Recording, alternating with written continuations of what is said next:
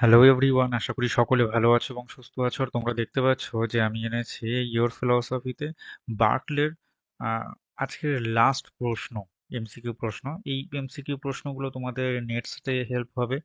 আর upcoming যে পরীক্ষাটা রয়েছে অর্থাৎ এসএলএসটি ফিলসফি, তাতে কিন্তু ভীষণ রকমভাবে হেল্প হবে। তো আমি এই বার্কলে বিষয়ক আলোচনা যেটা করছি সেটা কিন্তু আগে একদিন হয়ে গেছে, আজকে দ্বিতীয় দিন, অর্থাৎ বার্কলের আজকে পার্ট 2। আর এই গোটা এমসিকিউ সিরিজের আজকে 34 নম্বর ক্লাস চলছে। অর্থাৎ এর আগে কিন্তু 33টা কিন্তু হয়ে গেছে। যারা দেখোনি তাদেরকে বলবো যে প্লে লিস্টটা খুলে একবার দেখে নাও। আর যারা এখন অব্দি টেলিগ্রাম গ্রুপে জয়েন করোনি, এই ভিডিও ডেসক্রিপশন বক্সে কিন্তু টেলিগ্রামের লিংক রয়েছে। টেলিগ্রামে জয়েন করো, কারণ ওখানে অনেক প্রশ্ন আছে, সেই প্রশ্নগুলো সলভ করতে পারবে। আমি বহুবার বলছি যে হচ্ছে তোমরা যে প্রশ্নগুলো পাচ্ছ সেগুলো তোমরা খাতার মধ্যে লিখে নাও এবং সেগুলোকে বারবার করে পড়তে থাকো। এতে তোমাদের ক্ষেত্রে পরীক্ষার যে আপকামিং মানে পরীক্ষায় যে প্রশ্নগুলো আসবে তাতে বেশ পরিমাণে সাহায্য হবে বলে আমি মনে করি। ঠিক একইভাবে তোমাদের জানিয়ে রাখি যে এটাই হলো একমাত্র ফ্রি অনলাইন লার্নিং প্ল্যাটফর্ম।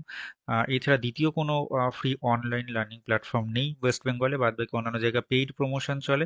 এটা কিন্তু কেবলমাত্র ফ্রি অনলাইন লার্নিং প্ল্যাটফর্ম তাদের জন্য যারা আহ, হয়তো আহ, মানে বেশি টাকা দিয়ে পড়তে পারছে না অন্য কোনো জায়গায়, বা একটু দারিদ্র্য সীমার মধ্যে রয়েছে, তাদের জন্য কিন্তু এই প্ল্যাটফর্মটা তৈরি করা হয়েছে।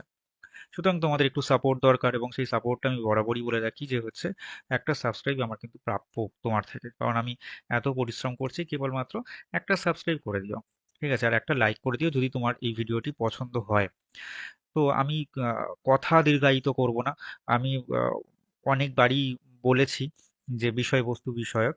আহ, আজকে যে আমি যে বিষয়টা বলছি সেটা হচ্ছে অভিজ্ঞতাবাদী দার্শনিক বার্কলে, এবং তার একটা পার্ট হয়ে গেছে। এবং বার্কলে কিন্তু, আমি বিষয়ের মধ্যে ঢুকছি আর কি, বার্কলে কিন্তু জন লককে খণ্ডন করছেন। অর্থাৎ তার পূর্বসূরি যে দার্শনিক জন লক, যে অভিজ্ঞতাবাদী দার্শনিক জন লক, তার তাকে খণ্ডন করছেন, এবং তাকে খণ্ডন করে বার্কলির দর্শন কিন্তু এগোচ্ছে। এই রকম অবস্থা। এবার বার্কলে কিন্তু জন লকের কি কি বিষয় খণ্ডন করেছেন তোমরা দেখেছো। জন লকের প্রতিরূপী বস্তুবাদ তাকে খণ্ডন করে দিয়েছেন, জন লকের ধারণা সম্পর্কিত মতবাদগুলোকে তিনি খণ্ডন করে দিচ্ছেন, বস্তু সম্পর্কিত মতবাদকে তিনি খণ্ডন করে দিচ্ছেন। এবং এইভাবে খণ্ডন করতে করতে, আর চারও একটা কথা, মুখ্য গুণকে কিন্তু উনি স্বীকার করছেন না, সমস্ত গুণই হচ্ছেন গৌণ গুণ, এরকম কথা বলছে। এইভাবে খণ্ডন করতে করতে করতে করতে একটা সময় আসে না যে হচ্ছে খণ্ডন করবার মতো কিছু থাকছে না। এরকম একটা একটা পর্যায়ে দেখো, সমস্ত দার্শনিকরা কিন্তু সংশয়বাদী হন। ঠিক আছে? চরম সংশয়বাদী কিন্তু আমরা পাইরকে পাই, সেটা আলাদা কথা। কিন্তু সমস্ত দার্শনিকই কিন্তু সংশয়বাদী হন, কারণ সংশয় ছাড়া কিন্তু বা বিস্ময় ছাড়া কিন্তু কোনো দর্শনের সৃষ্টিই হয় না। তাই সংশয় কিন্তু খুবই প্রয়োজন। তো এই যে বার্কলে যে যিনি রয়েছেন আর কি, আহ, তিনি কিন্তু তার পূর্বসূরি দার্শনিককে খণ্ডন করছেন, কিন্তু করতে করতে এমন একটা পর্যায়ে এসে যাচ্ছে যখন কিন্তু আর খণ্ডন করবার জায়গা থাকছে না। তখন কি করবেন?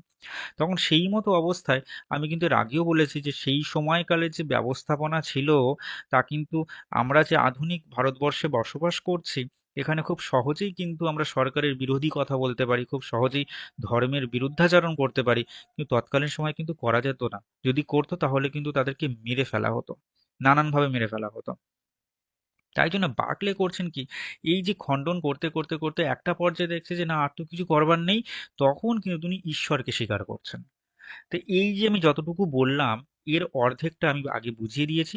দেখো, এটা হলো বার্কলের দর্শনের একটা সার কথা, বা বা হচ্ছে যদি বলি একটা একটা সূত্র, যতটুকু বললাম আর কি। তো এইটাকে মাথায় রাখতে হবে। এবার আমি যে প্রশ্নগুলো আনছি তার মধ্যে থেকে অর্ধেকটা তো আমি কতদিনকে বলে দিয়েছি। আর বাকি যে অর্ধেকটা প্রশ্ন রয়েছে, সেই প্রশ্নটা যখন আমি তোমাদের সামনে নিয়ে আসবো, প্রেজেন্ট করব, তখন বুঝবে যে হ্যাঁ, এ তো বিষয় মানে বিশাল সহজ। মানে বার্কলে সাবজেক্টেই, বা বার্কলে যে তথ্যগুলো দিয়েছেন সেগুলো অত্যন্ত পরিমাণে সহজ। এবার আমি সেই প্রশ্নগুলো নিয়ে আসছি। আচ্ছা, আমি কিন্তু বলে রাখি যে আমি কিন্তু আজকেও 10টা প্রশ্নই এনেছি। ঠিক আছে? মানে মূলত তোমরা দেখছো 10টা, 15টা, 20টা এরকমই প্রশ্ন হচ্ছে, এর অধিক কিন্তু আমি আনছি না। দেখো, জন লকের প্রতিরূপী বস্তুবাদের অনিবার্য পরিণতি কি হবে? আত্মগত ভাববাদ, মন্বয়বাদ, হ্যাঁ এই দুটোই। আত্মগত ভাববাদের অপর একটা নাম হচ্ছে মন্বয়বাদ। তাহলে উভয় হচ্ছে, কিন্তু মানে উত্তর তাহলে উভয়। আমি ইচ্ছে করে এই প্রশ্নগুলো এরকম ভাবে সাজিয়ে এনেছি যাতে মানে একটা প্রশ্নের মধ্যে তোমার অনেকখানি ক্লিয়ার হয়ে যায়, অনেকটা কনসেপ্ট ক্লিয়ার হয়ে যায়।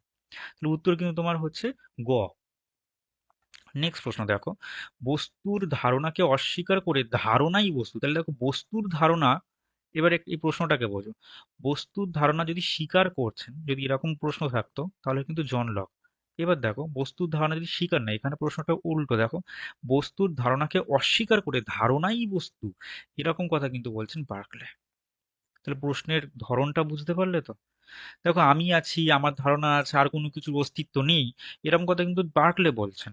এবার এটা বলতে গিয়ে মানে এই যে আমিত্ব কেন্দ্রিক যে মতবাদ, এটা হচ্ছে অহং সর্বস্ববাদ। হয় না যে অনেকের অনেকের বক্তব্যে তুমি এরকম পাবে, আমিই শ্রেষ্ঠ। ঠিক আছে, ওই যে, তুমি বলছো ভুল, তুমি তুমি এই কথা বলছো তুমি ভুল, আমি যেটা বলছি আমিই শ্রেষ্ঠ। আজকাল দেখবে ওই বিভিন্ন আহ, সামাজিক মাধ্যম যেগুলো রয়েছে, সেই সামাজিক মাধ্যমে বিভিন্ন আহ, ব্যক্তিরা, ঠিক আছে, বিভিন্ন শ্রদ্ধেয় ব্যক্তিরা, তারা কিন্তু বেশ বই লিখছেন। ঠিক আছে, সবাই বই লিখছেন, এবং এই বই লেখার যে একটা হিড়িকে, এ বলছে যে আমি শ্রেষ্ঠ, ও বলে আমি শ্রেষ্ঠ, এ বলে আমি শ্রেষ্ঠ, ও বলে আমি শ্রেষ্ঠ, এইরকম চলছে। এবার এই আমি শ্রেষ্ঠ করতে করতে করতে তারপর দেখা যাচ্ছে সেই বইগুলো যারা কিনছে, মানে মানে যার যার একটু হলেও একটু নলেজ আছে, সে দেখতে পাচ্ছে যে আরে ভাই এই বইগুলো তো সবই ভুলে ভরা, মানে অপশন তো ভুলে ভরাই, প্রশ্ন ভুলে ভরা, অপশন ভুলে ভরা, এমনকি অন্য জায়গা থেকে কপি পেস্ট করা। মানে পূর্বে ধরে নেওয়া যাক যে আর দুটো তিনটে বই বেরিয়েছিল বহুকাল আগে, সেই বই থেকে কপি পেস্ট করে একটু একটু ঘুরিয়ে ফিরিয়ে লিখে বা একটা বই বের করে দেওয়া হচ্ছে। মানে এই ধরনের, আর সেই বইগুলো ভুলে ভরা ছিল, মানে সে হয় না সে টুকে লেখার প্রবণতা থাকতো না, যে স্কুলের এক ছাত্র টুকে লিখছে, আর তার পাশের জন যদি সেটা লেখে তাহলে সেও ওই রকমটাই লিখছে।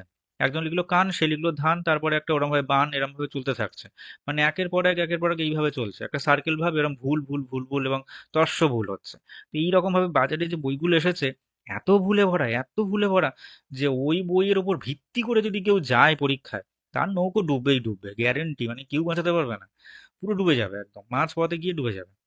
তো যাই হোক, সেই পথে না গিয়ে আমরা বরং ইয়ের ফিলোসফিতে দেখাই, যেখানে অনেক প্রশ্ন আছে এবং তাদেরকে দেখানো উচিত, দেখো বাবু তোমার এইখানে ইউটিউব চ্যানেলে প্রচুর পরিমাণে প্রশ্ন রয়েছে, ওই প্রশ্ন ওর থেকে বেটার প্রশ্ন আছে, এবং হচ্ছে টেলিগ্রাম চ্যানেলে অনেক ভালো ভালো প্রশ্ন আছে, যেগুলো আমাদের সাহায্য করছে এবং আমরা বিনামূল্যে পাচ্ছি।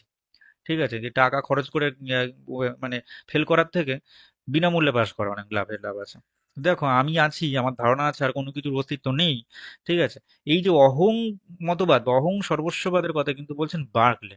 এবার কিন্তু একটা দোষ করবে, দেখবে বলছি, দেখো বার্কলের এই আত্মগত ভাববাদের অনিবার্য পরিণতি কি, সেটা হচ্ছে অহং সর্বস্ববাদ। মানে এই যে আত্মগত কথা বলছে, এটা হচ্ছে অহং সর্বস্ববাদ। এবার দেখো বার্কলে তার অহং সর্বস্ববাদের দোষ থেকে মুক্ত হওয়ার জন্য কার অস্তিত্ব কল্পনা করছেন, তখন কিন্তু তিনি ঈশ্বরের শরণাপন্ন হচ্ছেন। তো বলছে না, এই যে আমি দেখছি না, তার মানে নিশ্চয়ই অন্য একজন দেখছে, তার মানে কে দেখছে না, সে হচ্ছে ঈশ্বর। তাহলে ঈশ্বরের প্রসঙ্গ আনছেন। এবার এই প্রশ্নটা আমি বলছি, দেখো ঈশ্বর আছেন, আমি আছি, এবং ঈশ্বরের ধারণা সৃষ্ট জগৎ আছে, যা আমাদের কাছে বাহ্য বস্তু জগৎ রূপে প্রতিভাত হয়। এটা তো বার্কলে বলছেন, কিন্তু ধরো পরীক্ষার প্রশ্নটা এরকমও আসলো যে বার্কলের দর্শনের অনিবার্য পরিণতি হচ্ছে তো আত্মগত ভাববাদ, কিন্তু বার্কলের দর্শনের সার কথা কি, যদি এরকম প্রশ্ন আসে, সার কথা কি? মানে আমি আমি আমি আশা করছি এত কঠিন প্রশ্ন আসবে না, কিন্তু যদি এসে যায় বার্কলি দর্শনের সার কথা কি, তাহলে কিন্তু এটাই দেবে, এটাই হচ্ছে সার কথা। ঈশ্বর আছেন, আমি আছি, এবং ঈশ্বরের ধারণা সৃষ্ট জগৎ আছে, যা আমাদের কাছে বাহ্য বস্তু, যা আমাদের কাছে বস্তু জগৎ রূপে প্রতিভাত হয়। এটা হচ্ছে সার কথা। আশা করি আমি বোঝাতে পারলাম। আচ্ছা, নেক্সট প্রশ্ন দেখো, ঈশ্বরের অস্তিত্ব বিষয়ক লক্ষণ ভিত্তিক যুক্তি বা তাত্ত্বিক যুক্তি বা অন্টোলজিক্যাল আর্গুমেন্টের কথা বলছেন সেন্ট অ্যানসলেম আর ডেকার্ট। ওকে, আমি রিপিট করছি, ঈশ্বরের অস্তিত্ব বিষয়ক লক্ষণ যুক্তি, তাত্ত্বিক যুক্তি বা অন্টোলজিক্যাল আর্গুমেন্ট দিচ্ছেন সেন্ট সেন্ট অ্যানসলেম আর ডেকার্ট। তাহলে উত্তর এখানে কিন্তু ক আর খ অর্থাৎ ঘ। কিন্তু বার্কলে কিন্তু বলছেন কারণ ভিত্তিক যুক্তি, কারণ উনি কারণকে খোঁজার চেষ্টা করছিলেন। তাই এক্ষেত্রে কারণ ভিত্তিক যুক্তি মানে ঈশ্বরকে কিন্তু কারণ হিসাবে উনি রেখেছেন। নেক্সট দেখো, দেশ কাল বিস্তার আয়তন ইত্যাদি বিষয়ে কোন গ্রন্থে কোন মানে ইত্যাদি বিষয়টা কোন গ্রন্থে বার্কলে আলোচনা করেছেন? এটা হচ্ছে an essay towards a new theory of reason, উত্তর কিন্তু ক এখানে। ঠিক আছে, নেক্সট প্রশ্ন দেখো, দূরত্বকে সরাসরি প্রত্যক্ষ করা যায় না, অপর কতগুলি চাক্ষুষ প্রত্যক্ষজাত ধারণার মাধ্যমে দূরত্বকে প্রত্যক্ষ করতে, মানে এই যে দূরত্বজাত যে বিষয়বস্তু, এই কথাটা কিন্তু বার্কলের মতবাদে আমরা দেখতে পাই।